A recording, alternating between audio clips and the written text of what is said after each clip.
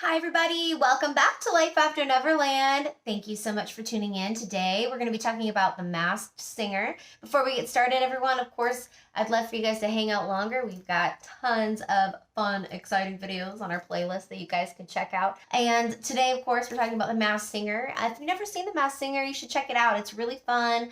It's a game show where entertainers are mysteriously dressed up in elaborate costumes, and it's really fun. It's kind of a mystery guessing game. So let's get on with the show, all right? Our show here, Life After Neverland, recapping Group B wildcard round. The first contestant that I want to talk about, and we'll talk about the one that went home at the end, but the first one that I want to talk about is the chameleon. I really don't have a darned clue who the chameleon is. I did a little bit of research online, and online folks think that it's Wiz Khalifa. Now, if I say his name wrong, you guys, I'm so sorry. I do not follow him. I actually thought that, now, this is nothing to Wiz because we don't know for sure if it is Wiz. Is Wiz. We have no idea if it is Wiz. But if it is Wiz, I did not like that performance. I didn't. No, it was strange. He sang 21 questions, and I'm not going to pretend that I know that song at all. The performance itself, so he had questions and it was themed around like a psychic, I guess. It had like a psychic ball and then these hands that were coming around the psychic ball, and they had all of these like numbers and probably like astrology and things like that. The dancers looked like, I guess they wanted them to look like little chameleons, which really they just looked like really creepy lizards with blonde wigs. No, the worst of all was seeing these symbols on the bottom of the floor. I'm going to post them.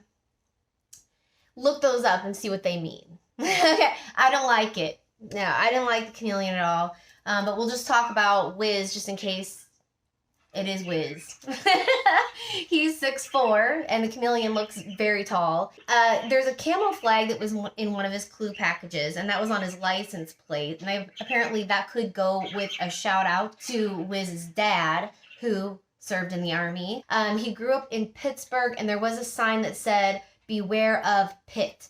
So I was thinking it was like Pitfall. I used to love that game when I was a kid. But I mean, if they want to make it kind of like, you know, a complicated guess, then you would throw me in that way. But has anybody ever played the Atari game Pitfall? I'm totally aging myself, but that game is fun. I highly encourage you to go back in time and do some of those retro Atari games. They're a blast. And try some obscure ones if you do. Actually, in the comment section down below, let me know your favorite 80s retro video game. Just to throw you for a loop since we're talking about that right now. And that's kind of fun. I want to know. I like Pitfall, Frogger. I didn't do Tetris and things like that. I don't even know if that's 80s. But anywho, of course, I like good old Pac-Man. Pac-Man fever. Anyways, I'm digressing because I really did not like that chameleon. I cannot say that enough. I just know. I don't like subliminal messages, and I felt that there were some subliminal messages. Okay? For example, there was like a 2 and 3 there was a motorcycle, if you guys remember, and there was a dice hanging off of that. There's a song called 23 that he did with Miley Cyrus and Juicy J. Moving on. Anyways, I'm moving on. He did move a little bit like Snoop Dogg. I do like me some Snoop Dogg, but he was like smooth. Like when Snoop Dogg moves, he's just really smooth. Okay, let's move on. The piglet. I said last week that I thought that the piglet was Nick Lachey, and I still think it's Nick Lachey. It's interesting that they guessed JC from NSYNC. Of course, I would love that, but I would like it to be Nick Lachey way more. You guys, this is Nick Lachey. If it's not Nick Lachey, then I'm a huge idiot. I'll call it out right now. But this is Nick Lachey. It's Nick Lachey. I was shutting my eyes. I was looking away. This is Nick Lachey. One thing that I saw online, and I thought, why didn't I think about this? So I used to work for an app, a TV Co app is what it's called. TV Co has an app. I used to work for them. And I used to cover TV shows. And one show that I actually covered was one that Nick Lachey hosts, which is called Love is Blind, which is actually really good on Netflix.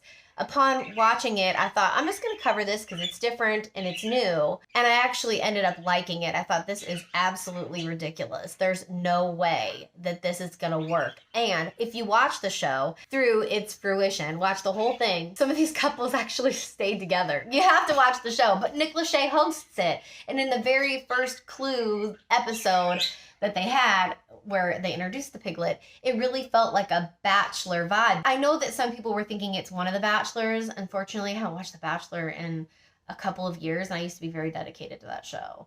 The entire Clue package was just screamed The Bachelor. Wouldn't that just be too easy?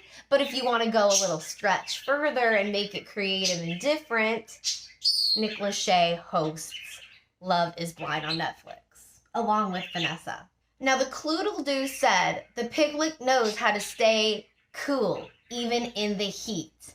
And Nick Lachey was in the boy band 98 Degrees, and Rising, so that'd be a little hot, right?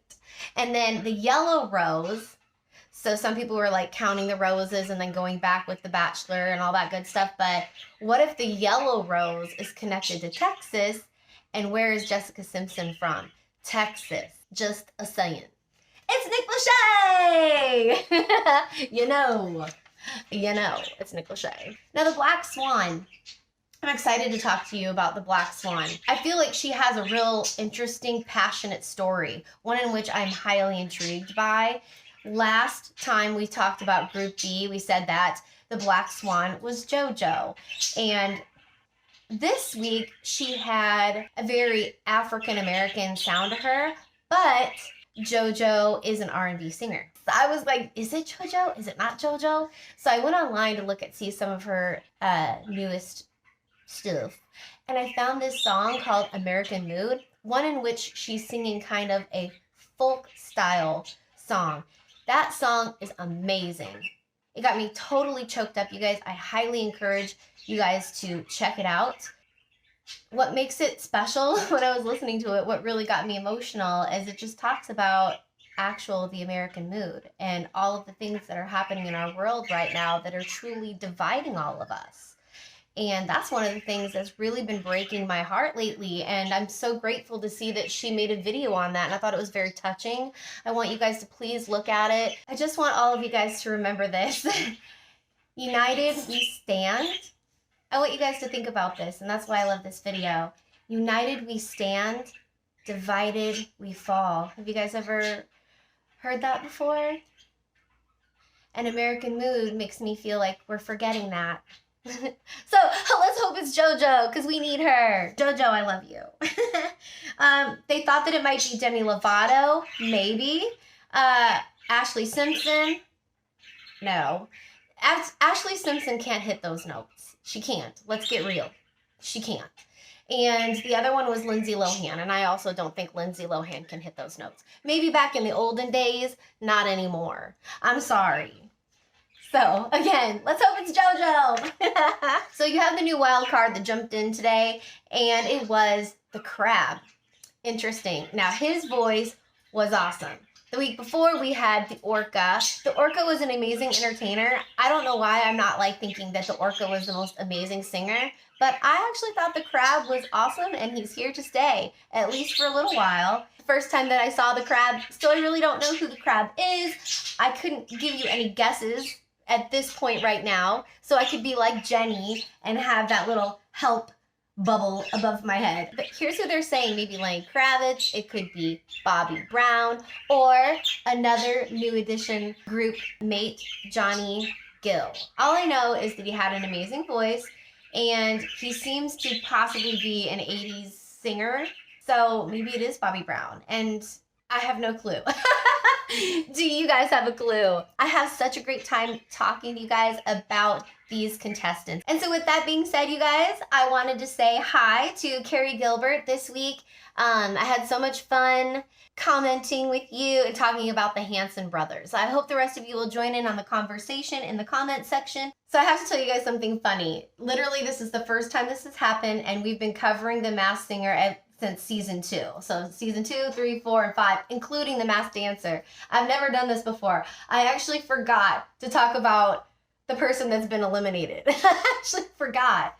That's because the grandpa monster was Logan Paul. I just know. I don't know. Why? So he's rehabilitating his reputation? Okay. He went to a Japanese suicide forest and made a joke out of it. That's, you know, I do think that some people deserve a second chance, and I think Logan deserves a second chance, but that's a hard second chance in my book. So, with that being said, see you guys next week. Bye.